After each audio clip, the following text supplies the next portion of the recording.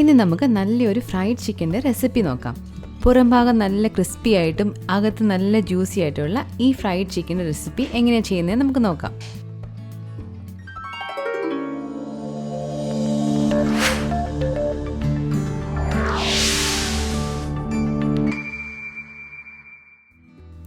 ആദ്യം തന്നെ നമുക്ക് ഫ്രൈ ചെയ്യാനുള്ള ചിക്കൻ ഒന്ന് മാരിനേറ്റ് ചെയ്തെടുക്കാം.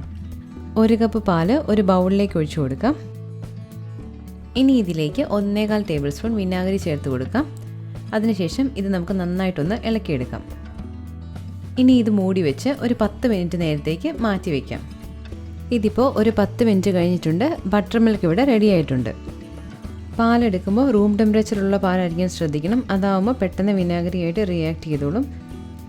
ഇനി ഇതിലേക്ക് വേണ്ടത് 1 ടീസ്പൂൺ ഉപ്പ്, 1/4 ടീസ്പൂൺ ബേക്കിംഗ് സോഡ, 1.5 ടീസ്പൂൺ ചതച്ച കുരുമുളക്, 2 ടീസ്പൂൺ മുളക് പൊടി, 2 ടീസ്പൂൺ ജിഞ്ചർ ഗാർലിക് പേസ്റ്റ്.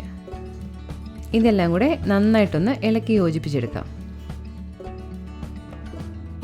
ഇനി ഇതിലേക്ക് കഴുകി വൃത്തിയാക്കി വെച്ചിരിക്കുന്ന 1 കിലോ ചിക്കൻ പീസസ് ചേർത്ത് കൊടുക്കാം.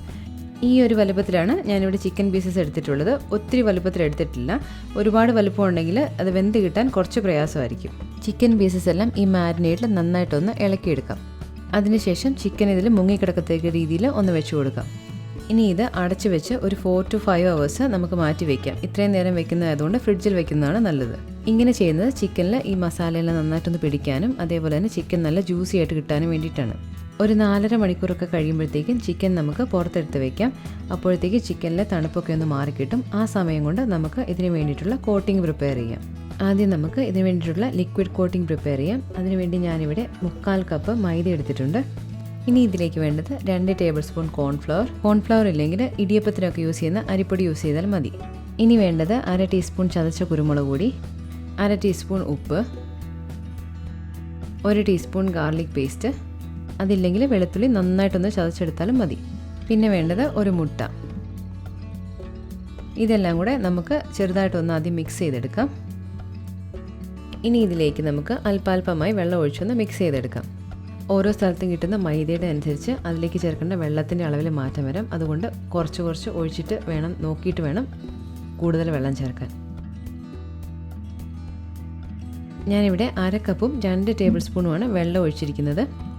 ഇതിപ്പോൾ നല്ല കറക്റ്റ് പാകത്തിനായി വന്നിട്ടുണ്ട്. ഇതേപോലെ ഈ ഒരു കൺസിസ്റ്റൻസി വേണം നമുക്ക് ഈ ബാറ്റർ തയ്യാറാക്കാൻ. ഇനി നമുക്ക് ചിക്കൻ്റെ ഏറ്റവും പുറമേയുള്ള മൈദയുടെ കോട്ടിംഗ് തയ്യാറാക്കാം. അതിന് വേണ്ടിയിട്ട് ഞാനിവിടെ 2 കപ്പ് മൈദ എടുത്തിട്ടുണ്ട്. ഇനി വേണ്ടത് 1/2 ടീസ്പൂൺ ഉപ്പ്, 1.25 ടീസ്പൂൺ ചതച്ച കുരുമുളക്, 2 ടീസ്പൂൺ മുളക് പൊടി, 1.5 ടേബിൾ സ്പൂൺ കോൺഫ്ലവർ. ഇനി ഇതെല്ലാം കൂടെ നന്നായിട്ടൊന്ന് ഇളക്കി യോജിപ്പിച്ചെടുക്കാം.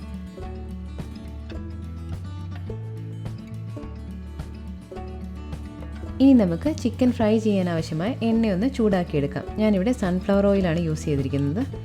എണ്ണ ചൂടായി വരുന്ന സമയം കൊണ്ട് നമുക്ക് ചിക്കൻ പീസസ് ഒന്ന് കോട്ട് ചെയ്തെടുക്കാം.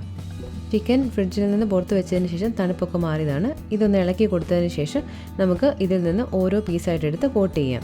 ഈ ചിക്കൻ മാരിനേറ്റ് ചെയ്ത് വെച്ചിരിക്കുന്ന ഈ വെള്ളം നമുക്കിനി ആവശ്യമില്ല. ഇത് നന്നായിട്ടൊന്ന് പിഴിഞ്ഞ് കളഞ്ഞതിന് ശേഷം വേണം നമുക്ക് കോട്ടിങ് ചെയ്ത് കൊടുക്കാൻ. ആദ്യം നമുക്ക് ചിക്കൻ പീസ് മൈദയും മുട്ടയും ചേർത്തിട്ടുള്ള ആ കോട്ടിങ്ങിലേക്കൊന്ന് ഇട്ട് കൊടുത്ത് നന്നായിട്ടൊന്ന് കോട്ട് ചെയ്തെടുക്കാം. ഇനി നമുക്ക് ഈ ചിക്കൻ ആ പൊടിയിലേക്കൊന്ന് ഇട്ട് കൊടുക്കാം. അതിനുശേഷം ചിക്കൻ്റെ പുറത്തേക്കെല്ലാം ഈ പൊടിയൊന്ന് നന്നായിട്ട് സ്പൂൺ കൊണ്ടൊന്ന് ഇട്ട് കൊടുത്തതിന് ശേഷം ഒന്ന് അമർത്തി നന്നായിട്ടൊന്ന് കോട്ട് ചെയ്തെടുക്കാം. ചിക്കൻ്റെ എല്ലാ വശത്തും നല്ലപോലെ ഈ പൊടി എത്തത്തക്ക രീതിയിൽ വേണം കോട്ട് ചെയ്യാൻ. നനവുള്ള ഭാഗമൊന്നും ഉണ്ടാകാൻ പാടില്ല. ആ ഭാഗത്തേക്കെല്ലാം നന്നായിട്ടൊന്ന് കോട്ട് ചെയ്ത് കൊടുക്കണം. ഇതിപ്പോൾ നല്ലപോലെ കോട്ടിങ്ങായി വന്നിട്ടുണ്ട്. ഇതേപോലെ വേണം നമ്മളൊന്ന് കോട്ട് ചെയ്തെടുക്കാൻ വേണ്ടിയിട്ട്. പൊടിയൊന്ന് ചെറുതായിട്ട് തട്ടിക്കളഞ്ഞതിന് ശേഷം ഇനി നമുക്ക് ഈ കോട്ട് ചെയ്ത ചിക്കൻ പീസ് വേറൊരു പാത്രത്തിലേക്ക് മാറ്റി വയ്ക്കാം. അതിനുശേഷം വീണ്ടും ഞാൻ 2 പീസും കൂടെ കോട്ട് ചെയ്തെടുക്കുന്നുണ്ട്. കാരണം നമ്മൾ ഫ്രൈ ചെയ്യാൻ എടുത്തിരിക്കുന്ന ആ പാത്രത്തിൽ 3 പീസാണ് കൊള്ളുന്നത്. അത്രയും മാത്രമേ ഞാനിപ്പോൾ കോട്ട് ചെയ്ത് വെക്കുന്നുള്ളൂ. എല്ലാം കൂടെ നമ്മൾ ഒരുമിച്ച് കോട്ട് ചെയ്ത് വെക്കാൻ പാടില്ല. അങ്ങനെ ചെയ്താൽ ആ കോട്ടിംഗ് എല്ലാം നനഞ്ഞു പോകും. പിന്നെ അത് ഫ്രൈ ചെയ്തെടുത്താൽ അത്രയ്ക്ക് നന്നായിട്ട് വരത്തില്ല.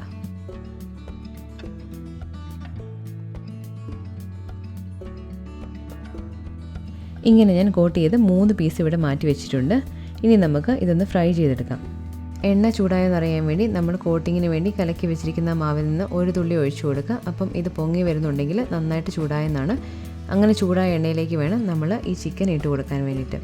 ചിക്കൻ വളരെ ചെറിയ തീയിൽ ഫ്രൈ ചെയ്തെടുക്കാൻ പാടില്ല. അങ്ങനെ ഫ്രൈ ചെയ്തെടുത്ത് കഴിഞ്ഞിട്ടുണ്ടെങ്കിൽ നമ്മളിത് ഫ്രൈ ചെയ്ത് മാറ്റി വെച്ചതിന് ശേഷം ഇത് തണുക്കുമ്പോഴത്തേക്കും ഇതിൻ്റെ കോട്ടിംഗ് എല്ലാം ഒരു നനഞ്ഞ പരുവത്തിലായി പോകും. കാരണം കറക്റ്റ് തീയിൽ വേവിച്ചില്ലെങ്കിൽ ചിക്കനുള്ളിലെ വെള്ളം അങ്ങനെ തന്നെ നിൽക്കും. അത്രയും വെള്ളത്തിൻ്റെ ആവശ്യം നമുക്കില്ല. നല്ലൊരു ജ്യൂസി ആയിട്ട് ഇരുന്നാൽ മാത്രം മതി. അതേപോലെ ഹൈ ഫ്ലെയിമിലിട്ട് ചിക്കൻ വറുത്തെടുക്കാനും പാടില്ല. കാരണം ഹൈ ഫ്ലെയിമിലിട്ട് കഴിഞ്ഞിട്ടുണ്ടെങ്കിൽ ചിക്കൻ്റെ പുറം വശമെല്ലാം നന്നായിട്ട് പെട്ടെന്ന് മൊരിഞ്ഞ് വരും. എന്നാൽ ആകവശം അത്രയ്ക്ക് വേവത്തില്ല. അതുകൊണ്ട് ഒരു മീഡിയം ഫ്ലെയിമിൽ വേണം വെച്ച് ഈ ചിക്കൻ ഫ്രൈ ചെയ്തെടുക്കാൻ. ഏകദേശം 10 തൊട്ട് 15 മിനിറ്റ് വരെയാണ് ഈ ചിക്കൻ ഫ്രൈ ചെയ്യാൻ എടുക്കുന്ന സമയം. നമ്മുടെ ചിക്കൻ ഇവിടെ ഏകദേശം റെഡി ആയിട്ടുണ്ട്. ഇത് കണ്ടാൽ തന്നെ അറിയാം നമുക്ക് ഇതിൻ്റെ കോട്ടിംഗ് ഒക്കെ നല്ല ഫ്ലേക്കി ആയിട്ട് നല്ല അടിപൊളിയായിട്ട് കടയിൽ നിന്ന് മേടിക്കുന്ന പോലെ തന്നെ വന്നിട്ടുണ്ട്. അതേപോലെ തന്നെ ഈ ചിക്കന് നല്ല ടേസ്റ്റുമാണ് ഇങ്ങനെ ഫ്രൈ ചെയ്തെടുക്കുവാണെങ്കിൽ. ഇനി നമുക്ക് ഈ ഫ്രൈ ചെയ്തെടുത്ത ചിക്കനെല്ലാം ഒരു പാത്രത്തിലേക്ക് മാറ്റി വയ്ക്കാം. ഇനി നമുക്ക് ഇതേപോലെ തന്നെ ബാക്കി പീസസും ഒന്ന് വറുത്തെടുക്കാം. ആദ്യത്തെ ചിക്കൻ സെറ്റ് ഒന്ന് റെഡിയായി വരുമ്പോഴത്തേക്കും നമുക്ക് രണ്ടാമത്തെ ചിക്കൻ സെറ്റ് കോട്ട് ചെയ്തെടുക്കാവുന്നതാണ്. ഒത്തിരി ചിക്കൻ വറുത്തെടുക്കുന്നുണ്ടെങ്കിൽ ഒരു 4-5 സെറ്റ് വറുത്ത് കഴിയുമ്പോഴത്തേക്കും എണ്ണ വേറൊരു പാത്രത്തിലേക്ക് മാറ്റി വറുക്കുന്നതായിരിക്കും നല്ലത്. കാരണം കുറച്ച് കഴിയുമ്പോഴത്തേക്കും ഈ ചിക്കൻ്റെ പുറത്തെ കോട്ടിങ്ങിലെ പൊടിയെല്ലാം ഇതിൻ്റെ പാത്രത്തിൻ്റെ അടിയിലേക്ക് അടിഞ്ഞുകൂടി പിന്നീട് അത് ചിക്കനിലേക്ക് പിടിച്ച് ചിക്കൻ്റെ നിറമെല്ലാം മാറും. അത് ഒഴിവാക്കാൻ വേണ്ടിയിട്ടാണ്. ചിക്കൻ എല്ലാം ഫ്രൈ ചെയ്ത് ഇവിടെ റെഡി ആയിട്ടുണ്ട്. ഇത് കാണുമ്പോൾ തന്നെ അറിയാം നല്ല അടിപൊളി ഫ്രൈഡ് ചിക്കൻ ആണെന്ന്. ഇതേപോലെ തന്നെ ഉണ്ടാക്കിയെടുക്കുവാണെങ്കിൽ നല്ല ജ്യൂസി ആയിട്ടും ടേസ്റ്റി ആയിട്ടും നല്ല ക്രിസ്പി ആയിട്ടുമുള്ള ഫ്രൈഡ് ചിക്കൻ കിട്ടും. കൂടുതൽ കുക്കിംഗ് വീഡിയോകൾക്കായി ചാനൽ സബ്സ്ക്രൈബ് ചെയ്യാൻ മറക്കല്ലേ.